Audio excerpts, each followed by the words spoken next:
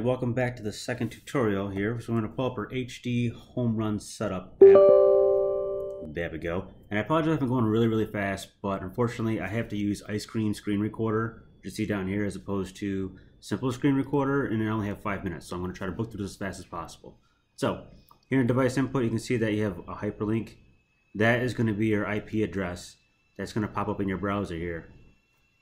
Like I said in the last video, I have a wonky IP address. Your guys' will be 192.168.1.100 or something weird like that. The last two octets change.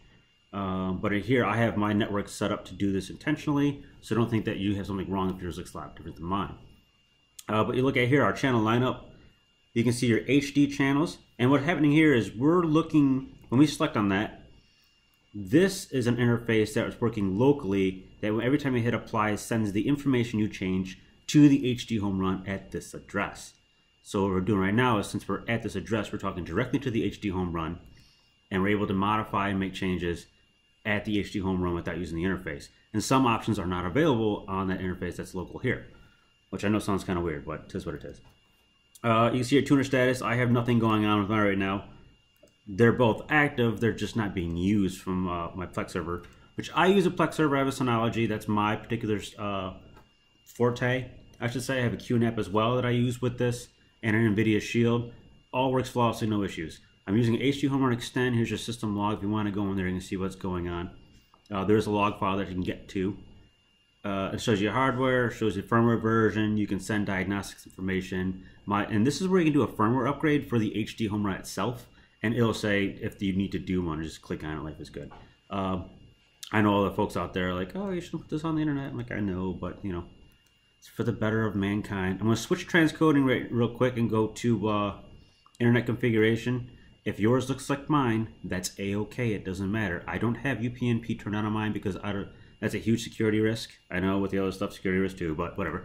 So it's universal plug and play, I believe, and that's where everything does the hardware does its own configuration on its own, and I don't trust hardware to do stuff like that. I'd rather much so do it manually, so I have that turned off, which causes this to happen. It does not affect its performance or the way that it operates at all. So if yours looks the same as mine, or if yours has information, it doesn't matter. Internet configuration is what we were just at. Installation instructions here for HDhomerun are about as useless can possibly get. You click on any of this, it's just going to bring you right back here. Look at this, 35 channel. Oh, look at that. You notice the IP address? Yeah, it's just it's going right back to your device, so it's about useless. And then here we go, transcode configuration. This is where the meat and potatoes is for me. I have a PS4, so DLNA is huge. I advertise in native format, frames per second, etc. My children that have Xbox Ones have the HDhomerun application already built into the consoles.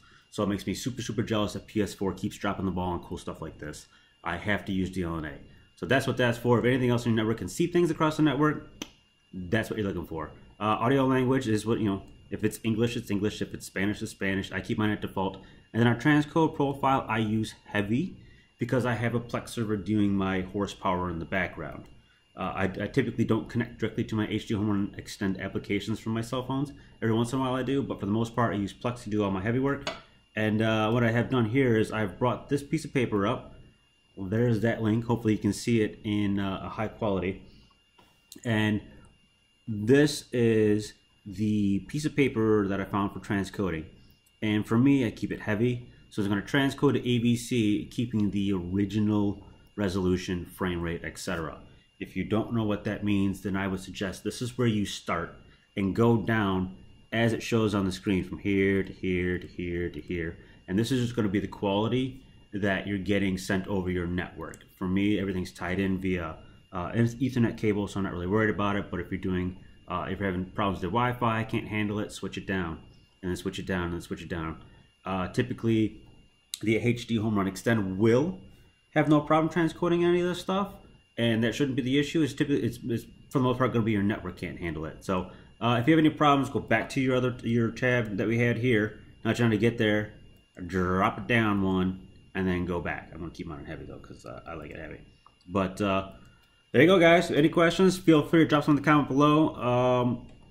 Other than that, until next time, keep it real, have fun.